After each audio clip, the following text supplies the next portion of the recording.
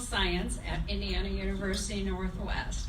He has served the university as the Director of Developmental Mathematics, the Assistant Dean of the College of Arts and Sciences, and as the Executive Director of Retention Initiatives. John's passion for helping students to succeed and reach their maximum potential stems from his own academic experience as an ill-equipped and unmotivated college student who had no idea what to do with his life. John's commitment to exemplary teaching and service has been recognized with a variety of teaching and service awards, to include, most notably, in 2014, he was awarded the Indiana University President's Award for Distinguished Teaching, IU's highest honor for teaching excellence. But he's a friend of that goofy chiropractor I brought to speak to you a couple months ago. The animal cracker, do you guys remember him? Okay. Okay, we don't want any jokes about how to make a cat bark or a dog meow, okay, John? He and his wife, Kate, live in DeMont, Indiana. They have been married 32 years and have 8 children. So one of his quotes is, well, 2 of them I want to share. You cannot succeed without experiencing failure along the way. And she called me a bum. I have a feeling his story is going to be somewhat like my nephew. He struggled in school, and he kind of shyly tells a story about a teacher pointing to him, telling him he's going to dig ditches someday. And then he smiles and said, I'd like her to see the ditches I dig now and the large equipment I own to do that. So he does very well for himself now. So let's welcome John and hear his story.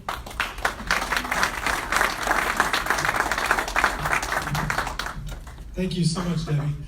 By the way, I am thrilled to be here. I was commenting, I've spoken to 5 or 6 Rotary Clubs over the past couple months, and I think that the turnout here today probably exceeds the total turnout of those 5 or 6 Rotary Clubs during the summer. So I'd like to commend you all for coming out in the middle of the summer and spending a little bit of time here.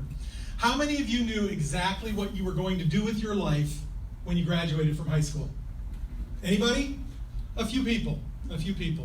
How many of you had an idea but you weren't quite sure? A few more. How many of you had absolutely no idea what you were going to do with your life when you graduated from high school? Yeah, that was me. And that's me at my high school graduation. And I have to throw in a little parentheses here. Unfortunately, I don't think she's here, but Leslie Plesac and I graduated together from Crown Point High School. When I heard her name, I got excited, hoping she was here, but I guess she's not. So next week you tell her that there was a picture up here from her high school graduation. Of course, it's not her. But anyway, when I graduated from high school, I had absolutely no idea what I was going to do with my life. I had no clue, but I had a very nice friend who gave me $3,000 to go to college, just on a whim. And so I felt obligated. So I went to IU Northwest and I enrolled, and I decided that I wanted to make a lot of money, so I was going to become a doctor. So I enrolled in pre-med. Big mistake. 3 semesters later, I found myself kicked out of college for bad grades because I didn't go to class. It was a silly thing, but I didn't go to class. So what did I do? Well, I spent the next year delivering pizzas and playing video games at Aladdin's Castle at South Lake Mall. Some of you remember that place, I'm sure. Okay? That's all I did with my life. I'd deliver pizzas at night, and I would play video games all day long. Well, I was dating this really nice girl named Katie, and for some reason, we were talking about marriage, and for some reason, she didn't seem to think that a pizza delivery guy who played video games all day was going to make marriage material for her.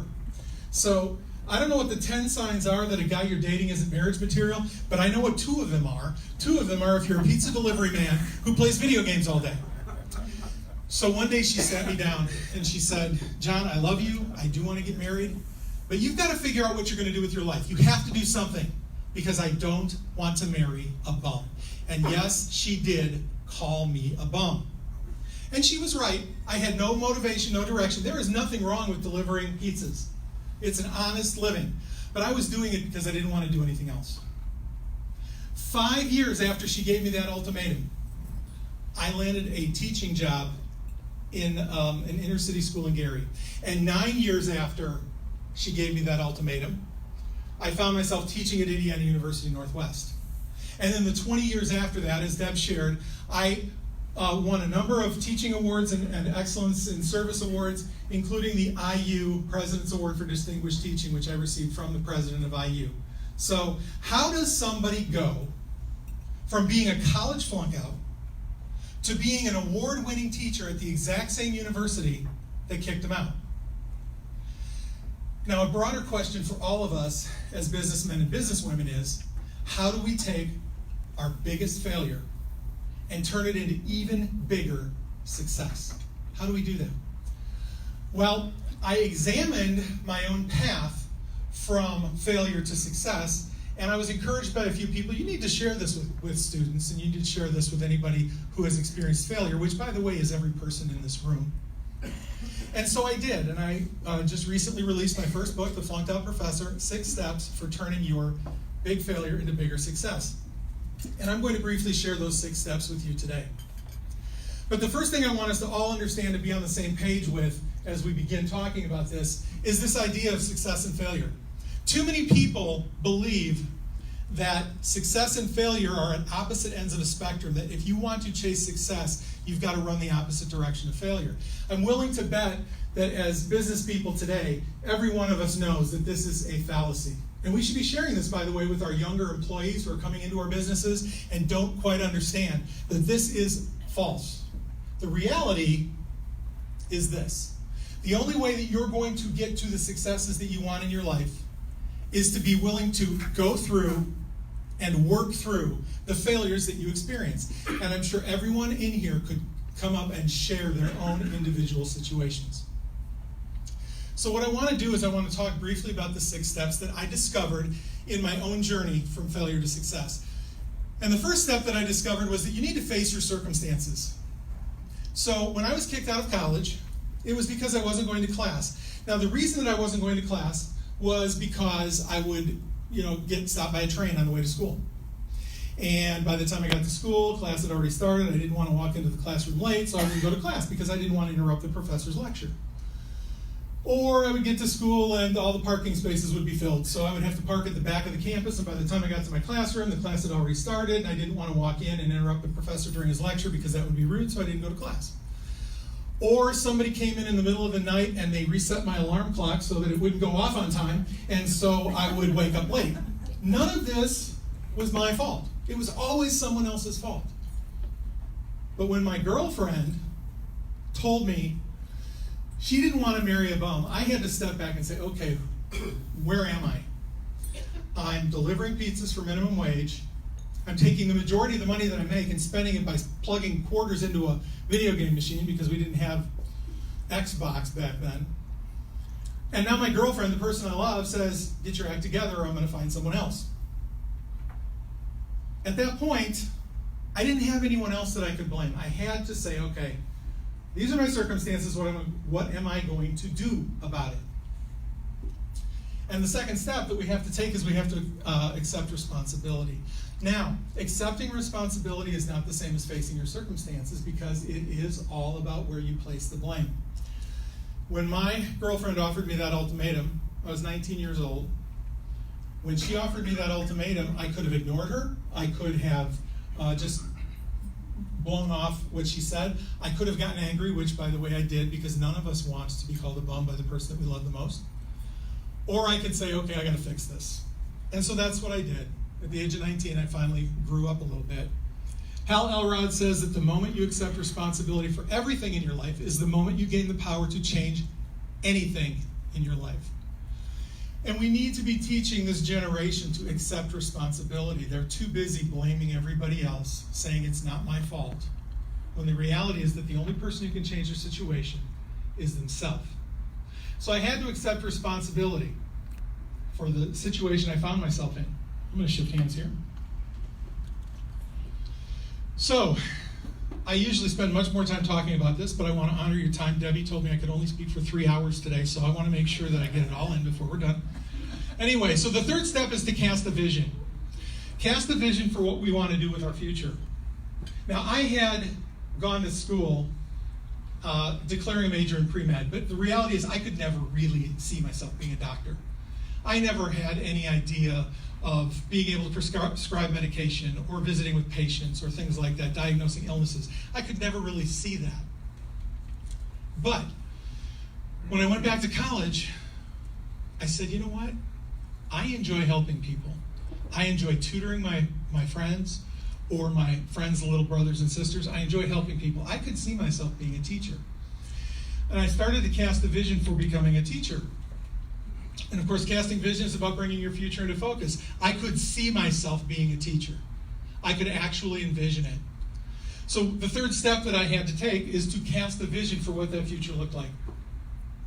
Now, these first three steps, facing your circumstances, accepting responsibility, and casting a vision, they're critical steps, but they're largely internal. They're mental steps that we have to take. There comes a point where we have to step out and take action. We have to take action, and that's the fourth step. Now, the action that I had to take was to get back into college and get into the education program.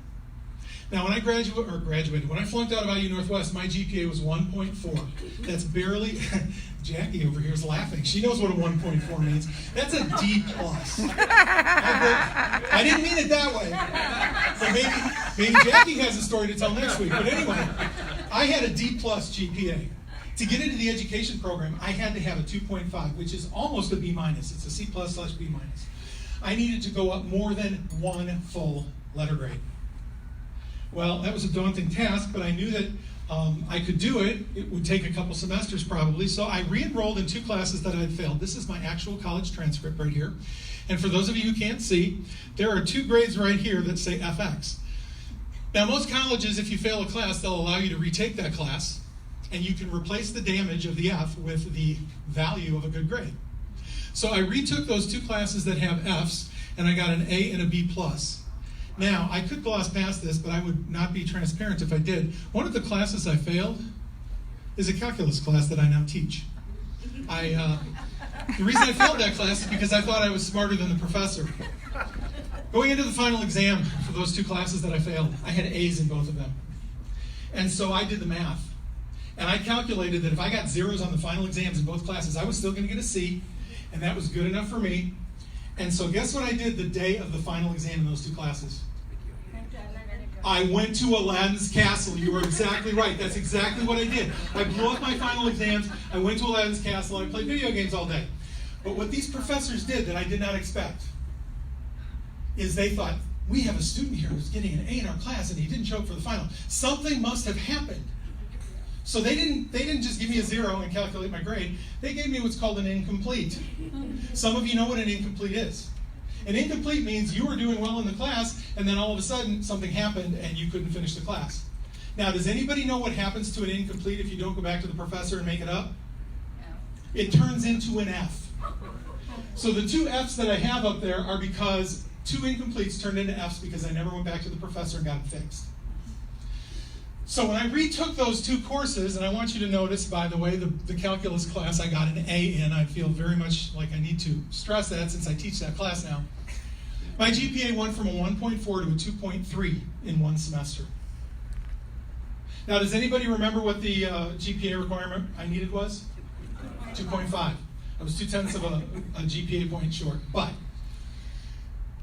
a very kind education professor named Jim Boland saw my transcript, he saw the C's and the D's and the withdrawals, and he saw what I did in that semester, and he saw something in me, and he said, you know what, I'm going to give this guy a chance. So he waived the 2.5 requirement.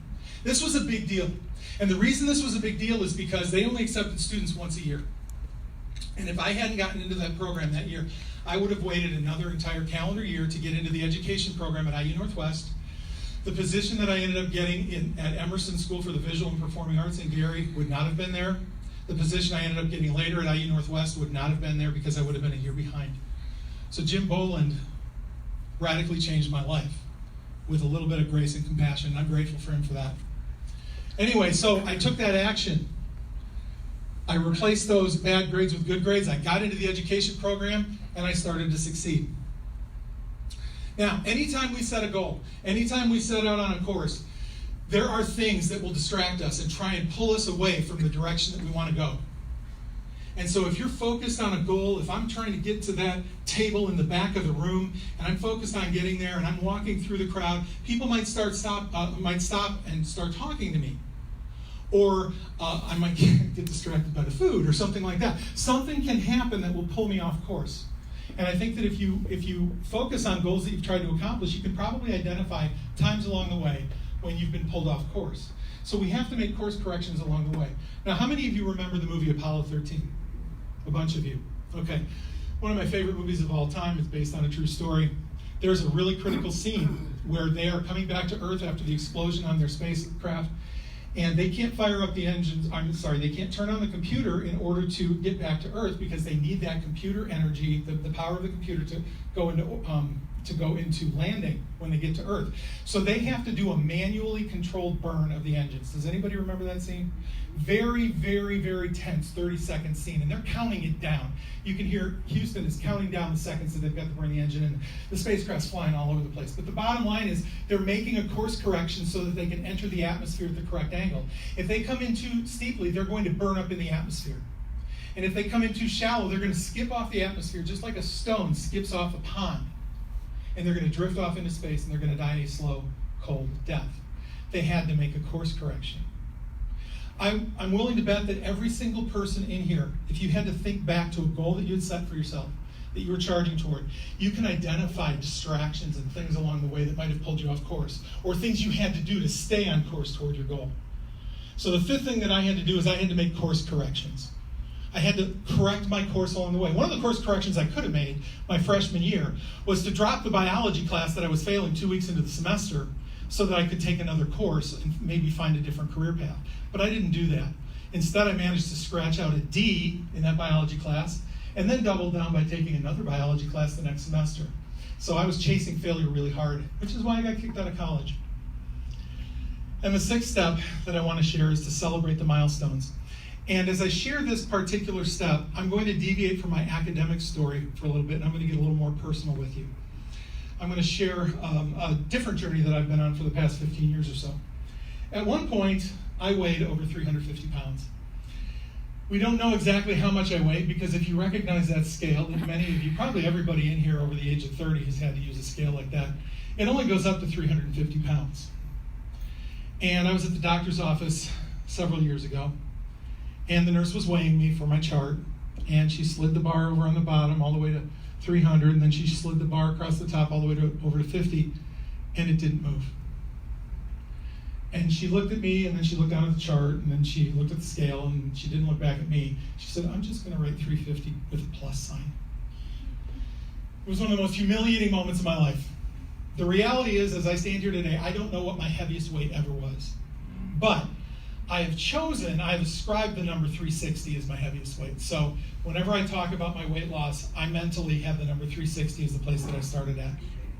Well, 13 years ago, my wife and I had our youngest child, beautiful little red-haired, blue-eyed baby girl, our last baby. And as I was holding her, I got choked up because I was thinking, if I don't do something about my health, I'm never going to see this girl grow up. I'm certainly not going to be able to walk her down the aisle at her wedding. I'm never going to see any of her children, my grandchildren, if I don't do something about my weight. So I went and I looked at all of the medical charts at the time, and they said I should weigh 225 pounds. Well, 225 from 360 is 135 pounds, and I could not imagine trying to lose 135 pounds. I was devastated.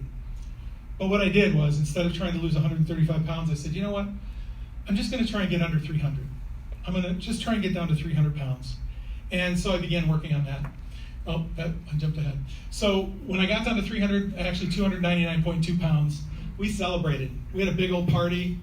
No cake, no ice cream. But my kids were like, "Way to go, Dad." My wife was like, "Yay, honey, oh, that's awesome." So I was under 300 pounds. Then I thought to myself, I want to get down to 280. And the reason I wanted to get down to 280 is because that was the weight that I graduated from high school at. It was the weight that was on my driver's license for the rest, ever since I graduated from high school. Even when I was at 360 pounds, I did not put 360 on my driver's license. And I wanted to get down to 280 pounds, and I did. And I got down to 280 pounds 2 weeks before my 30th high school reunion. And I celebrated by going to my high school reunion. And this is a picture of my high school reunion when I was 280 pounds. Now, my friends had seen me at previous reunions being over 300 pounds. Many of them didn't recognize me. So I wanted to get down to 280. The next goal I set for myself was to get down to 260 pounds. Does anybody know why 260 would have been significant? It's a 100-pound weight loss. I started at 360, so I wanted to get down to 260. I used to watch The Biggest Loser while eating a big bowl of ice cream. I don't know if anybody else has ever done that, but I decided I want to be a big loser. I want to be a big loser. I want to get down to 260 pounds. And I did that last month. Now, my next goal is 250 pounds. And the reason that I want to get down to 250 pounds, remember, I'm going to 225, but I am taking time to celebrate the milestones along the way. That's what we have to do. We have to celebrate the milestones. Because if all we do is fix on the goal on the back of the room and we just keep walking toward it, it's going to seem like it's going to take forever. We have to celebrate along the way. I want to get down to 250 pounds because I'm going skydiving on October 5th, and that is the weight limit. So I have to get down to 250 pounds. That was my weight on Friday. I broke the 250 barrier. That is actually my scale. I took a picture. It's pretty hard to take a picture when you're standing on a scale, but I did. I got under 250 pounds on Friday. I'm at 249. Now, when I was at 360 pounds, and I thought about getting down to 225 pounds, there was no way I believed I could do it. But now that I'm at 249.2 pounds, do you think there's any doubt in my mind that I can get down to 225? There is no doubt. There's no doubt in my mind that within the next 3 months, 4 months, I'm going to get down to 225. And the thing is, that's my final goal. And the reason I write final there in quotations is because what happens when we start getting closer to our goals? You push them back further, you start seeing something shiny that's just past the goal that you set, right?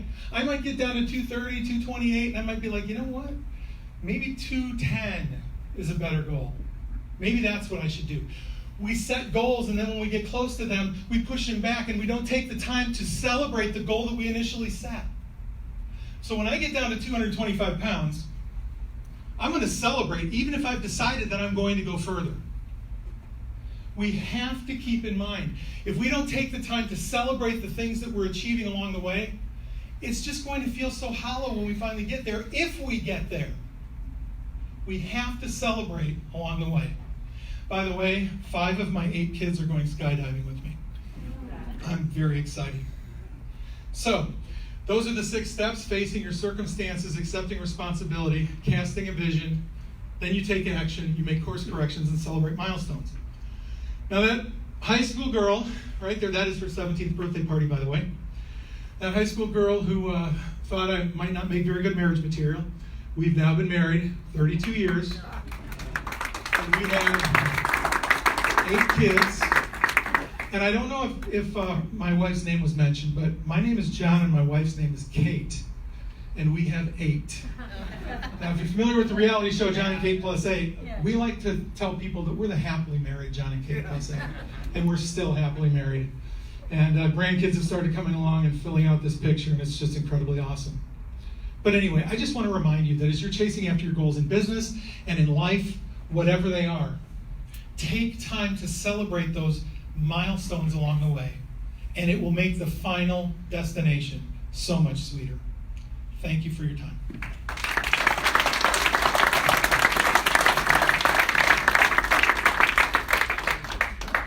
Absolutely. One question. Okay, I can take one question. Bye, Smith, right there. Yes, sir. Oh, and he's a Cub fan. I love him already. All right. You told us a lot about your timeline, but you didn't tell us how long was it after she called you a bum that she married you? She called me a bum when I was 19, and we got married at 22. So 3 years. Yeah, I ended up finishing the last year of college shortly after we got married. She figured, okay, he's back in school, he's in the education program, he better not screw it up now. So yeah, it was 3 years after that. I've got one question. Yeah. Did you really, is theater really the other course that you failed? It is. Yeah. If you looked, it was theater on It the was thing. theater, yeah. And I ended up getting a B+ in it when I took it the second time. So I had an A. If the professor had just given me a 0 on the final, I would have still had a C and I wouldn't have had to retake it. So it's his fault. All right, It's John. always someone else's fault. We like to as a thank you to our speakers, we donate a children's book to the Valpo Public Library. That is We have a awesome. certificate. So thank you very much for speaking. This is the best part of speaking. This is the third Rotary in a row that I've spoken at that they're donating books, kids' books, and I just think it is amazing and awesome, and I just want to thank you. Yeah.